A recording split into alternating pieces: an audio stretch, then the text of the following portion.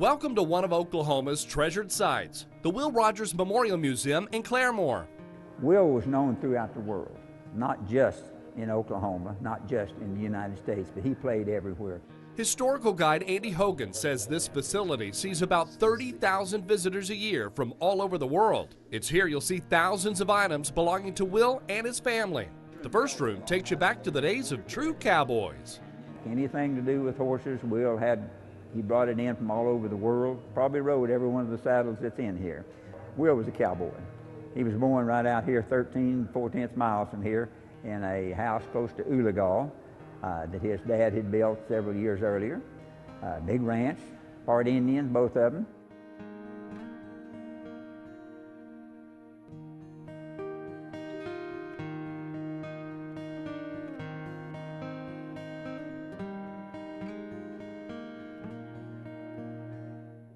Check out Will's many hats, boots, and lassos. Thousands of photographs and home movies. There are personal papers and letters, audio tapes and original manuscripts, all of it helping to paint a picture of a legend. The last 3 years of his life, 33 through 35, he was the top male box office draw in the movies. Shirley Temple was his peer. She was the female top, and he was the top male. This facility has been open since 1938. It was constructed 3 years after Will was killed in an Alaskan plane crash. The land where the museum is located had been purchased by Will Rogers and his wife Betty. They had owned it since 1911. Will used to have the saying that buy all the land you can because they've finished making all they're ever going to make, so buy what's left. He owned land here in Oklahoma and in California. Here's a replica of his West Coast study. It's among the displays taking visitors from Will's days as a cowboy to world-class entertainer. He was a humorist. His whole object in life was to entertain people. Now, we get to thinking of him sometimes as maybe a guru or a priest or a preacher or a politician or something or a philosopher. Well, he was a little bit of every one of those. But first and foremost, he was an entertainer, Will was. Take a look back at his Indian roots and family history in the Heritage Room. There's a story behind everything. For instance, Will and Betty's marriage license from 1908. It took her 8 years to give in to marry old Will.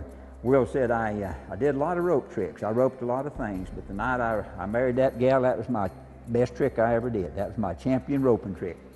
Speaking of rope tricks, that's where Will got his start in the entertainment business. He traveled the world with his lasso as a Cherokee kid, making $25 a week.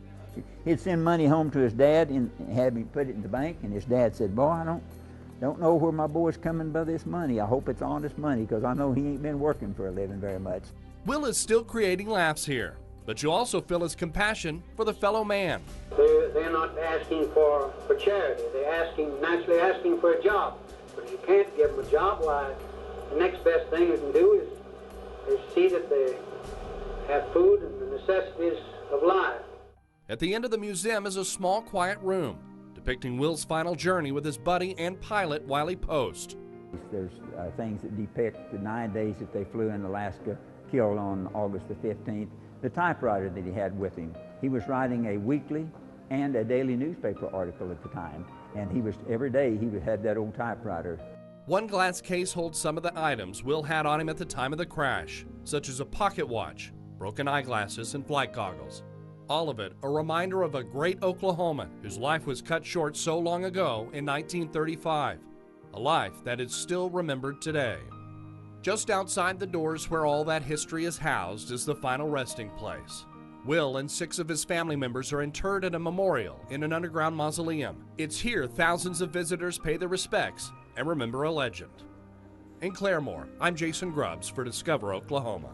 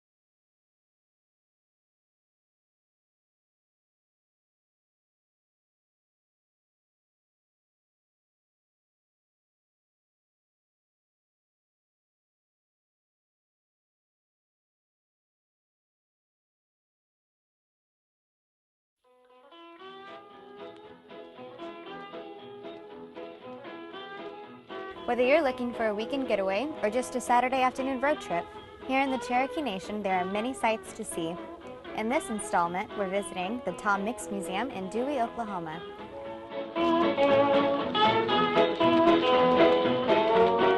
Tom Mix is a very hard to describe person and then a very easy to describe person. He's very active. He was born in 1880, lived until 1940, and he was born in Pennsylvania. He came here later in his life. He was about, in his early 20s. He landed in Dewey around the 1911, 1912, married his third wife, which was from here, and he night-marshaled here in Dewey, Oklahoma.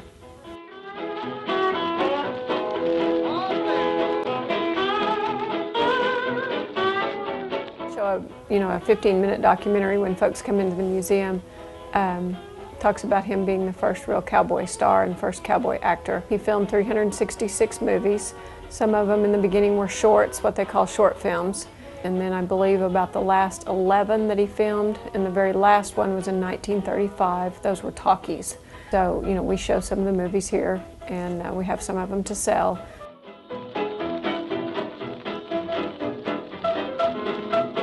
Tony was as famous and popular as Tom. Tony was a very, very smart horse. Tom could talk with him and command him, and he knew, they said he had a vocabulary of over 500 words. He worked very close with him, starred in many of the movies with him. Actually, they were very good companions.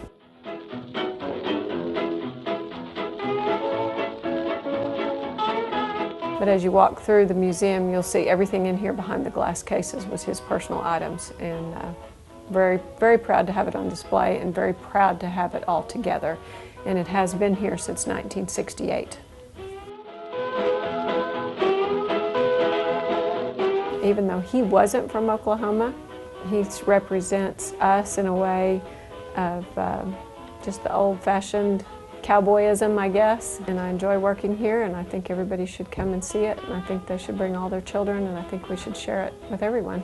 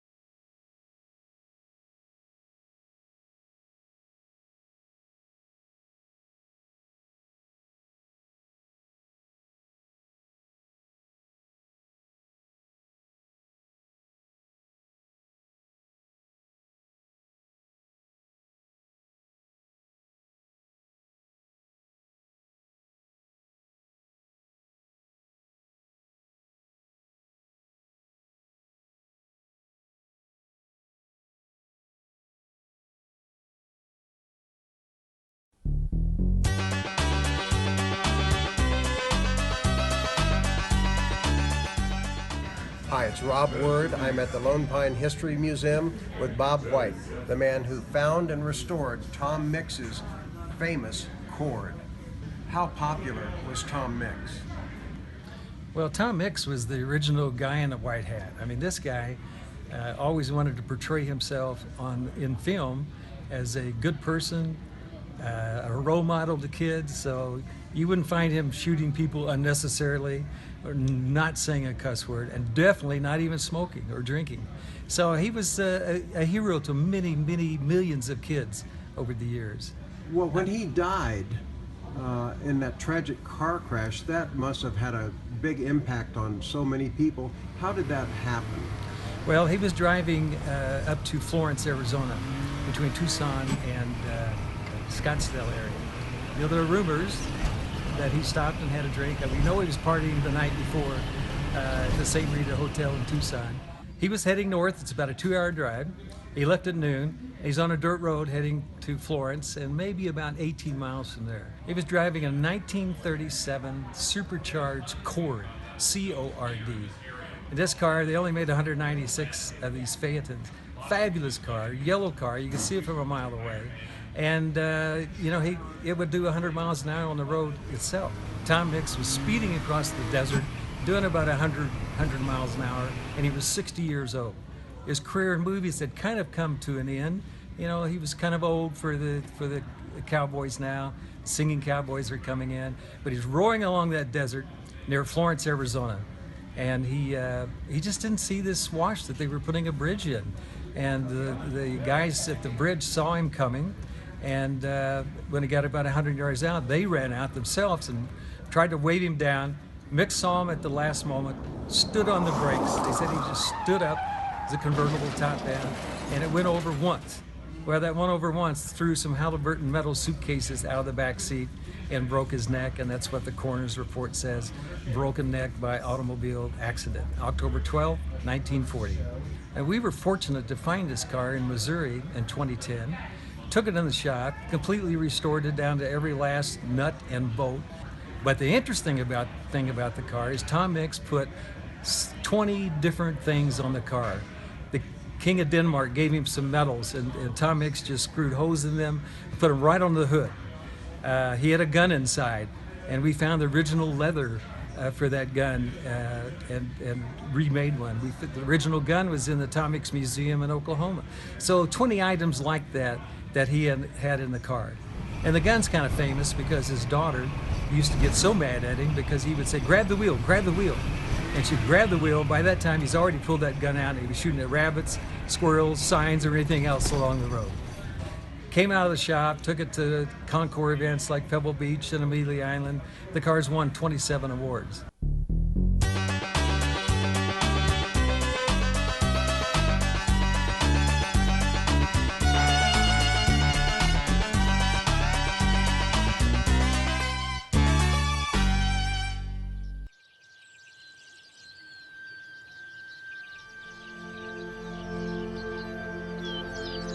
There's a place in the Osage Hills of Oklahoma, a place that preserves our wildlife, a place that reveals our culture and history, a place that tells our uniquely American story. This place of woods, lakes, and rocks, of elk, longhorn and buffalo, Browning, Colt, Spencer and Gatling, of Russell and Remington, and the great native peoples of America. This place is the story of the West, preserved for you to see and feel and experience. This is a place called Willow Rock.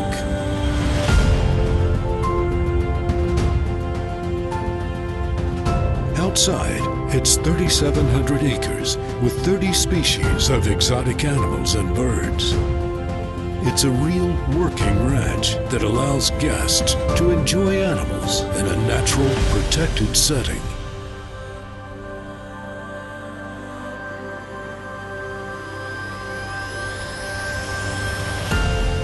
Inside, it's an unparalleled museum of the West. One of the richest collections of art and artifact of our American heritage. And it's all here for you. Experience nature. Experience culture. Experience your heritage. Experience Willow Rock.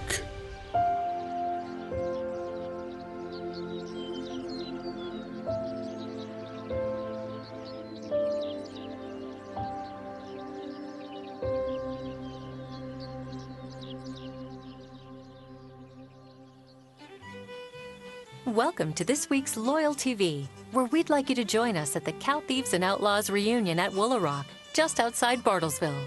Just make sure you leave your six-shooter behind as we tell you the tale of how the famous oil man Frank Phillips got this 91-year-old party started. The West was something that was literally in his blood. He had the opportunity to meet with presidents of the United States, leaders of state, but if he had his preference, he liked sitting down with the cowboy, he liked sitting down with the roustabout. He was most comfortable with those guys. I think it's one of the reasons he had an affinity for the outlaw, because he thought that they were interesting. I think he liked their disregard for normal rules and that type of thing. So that was just all part of kind of what made him tick. In 1927, he hosted his first Cow Thieves and Outlaws reunion party. And it was a party that was exactly what the name says. He invited the business people, the law enforcement, Native Americans, and he invited the outlaws that he knew of. They had two rules at the party. Everybody had to check their guns at the front gate, and the second rule was there was amnesty for 24 hours. So the outlaws could feel free that they weren't going to be arrested when they were here on the grounds. We even have photographs of the sheriff with his arm around the bank robber that he'd been chasing for 2 or 3 months, and it was King's X. They couldn't do anything about it for that period of time. Party was over and the chase began again. But it was an all-day party, and they did that for several years until really the Depression, early 30s, they stopped having that party. But Mr. Phillips continued to do well. Phillips Petroleum Company prospered. He often said that if he could get a man to Willow Rock, he could sign any deal. And Frank Phillips signed a lot of deals here at Willow Rock. After building the lodge in 25, shortly after that, he bought the buffalo herd. We still have about 125 bison here on the property. You know, the museum is 50,000 square feet, and it's got a world-class collection of Southwest art. It's incredible. You know, people come to our museum and they walk in the front doors and they go, gosh, isn't this nice? And they leave 2 hours later going, I had no idea it was like this. People ask me today, you know, what's so special about Willow Rock? I maintain that if you ask 100 people that, you're going to get 100 different answers. But to me, when you drive through the gates of Willow Rock, you're entering into just a very special place. It's a bit like almost going back into time. You know, today we try to make all of our decisions based on 3 basic principles here at Willow Rock that haven't changed much since he was here. The first one is to preserve the history of the West. The second one is to educate, and the third one is to entertain. Cow Thieves and Outlaws reunion, the party, it fits all 3 of those things. It may be a little heavy on the entertain, but trust me, it educates and it preserves a piece of the history of the West. So here you are 93 years later, and the purpose hasn't changed at all. In the same way, the party that he started in 1927, we fired it back up about 15 years ago. It's we call it the best party in the state of Oklahoma. And at first it kind of started off as a tagline, but now it really is. It's the best party in the state.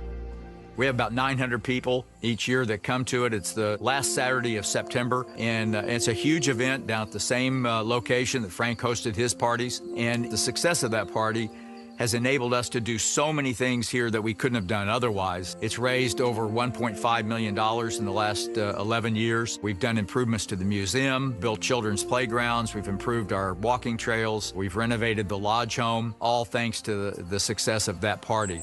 It's neat the way the whole thing has come full circle from what he dreamed back in the early 20s, and here we are still enjoying and still doing the same type of things.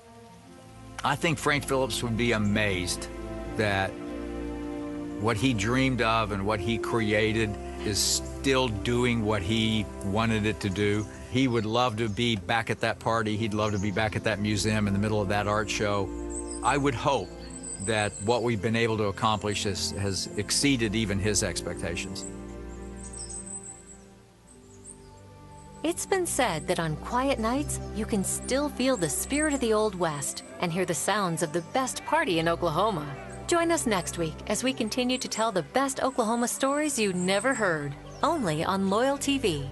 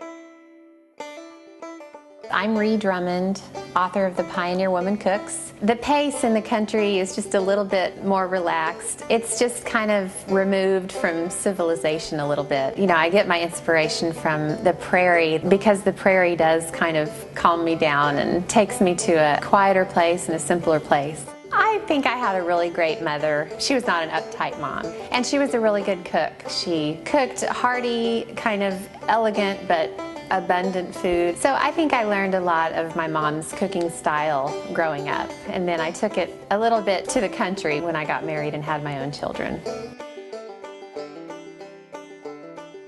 This is an old recipe that my husband's mother gave to me, and I read the recipe incorrectly. She wrote 1 C of butter, and I read it to mean 1 cup of butter, and she meant 1 cube of butter. So the cake and the frosting have a lot more butter than they're supposed to have. My ideal Mother's Day is seriously to, stay in my pajamas for a while, and it sounds funny, but have the kids just crawl in bed with me and just kind of sit around and relax. I wouldn't mind if, my daughters decided to do all the laundry on Mother's Day. That wouldn't hurt my feelings at all. Now we've gotten to the point where my girls can make this cake almost from memory, so I'm teaching them important things in life, I figure. And a little vanilla, and we've got baking soda in there. So this has cooled down and it won't cook the eggs now, so then we just incorporate this egg and buttermilk mixture into the chocolate mixture and stir it gently until it's all combined. And then we'll just pour it into the sheet cake pan. And that's it. And as good as this is, you won't believe how good the icing is. It has even more butter. If you can just embrace the chaos and the funny parts and really just kind of hang on and enjoy the ride, that's what motherhood is.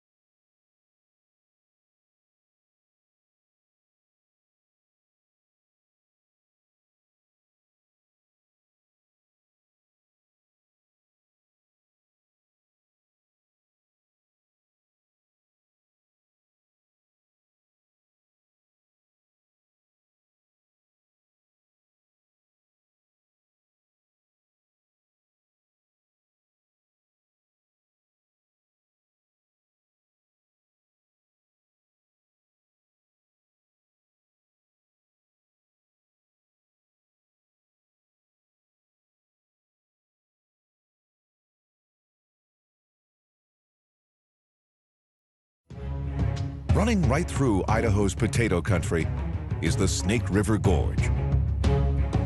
The only way to get across it here outside Twin Falls is to take the Perrin Bridge, which was once the highest bridge in the world when it was built in 1927. But when a famous daredevil named Evel Knievel arrived in this part of Idaho, he decided he would try to cross the canyon not by the bridge, but in the air. In the early 1970s, Knievel decided he wanted to jump the Grand Canyon on a motorcycle. But the U.S. government said no. So, he scouted the country by helicopter, searching for a comparable challenge. He got excited when he discovered this 1,600-foot wide gap along the Snake River, downstream from Hell's Canyon. Knievel went to work, leasing land on both sides of the river. Then, on top of this angled dirt mound, his team built a giant 180-foot-high launch structure, which is now gone. On September 8, 1974, Knievel climbed into his steam-powered rocket, the SkyCycle X2. He'd predicted he would reach a speed of 200 miles per hour during launch and 350 while in the air. A crowd of thousands looked on, and millions more watched on television as a crane lowered Knievel into the rocket. The SkyCycle's engine fired and shot him up the ramp and into the sky. But then, something went wrong. Knievel's parachute system deployed too early and brought the rocket to a stop in midair. As it floated down, it looked as if Knievel would land in the rushing Snake River. But strong canyon winds blew him backwards to the rocks just in time. He survived with only a broken nose. Not bad for a daredevil who had broken over 40 bones in his lifetime. The Snake River Canyon jump was one of the last for the aging Knievel, and proved that there just might be places in Idaho that humans can't conquer. And with so much wilderness in this rugged western state, it's not hard to see why.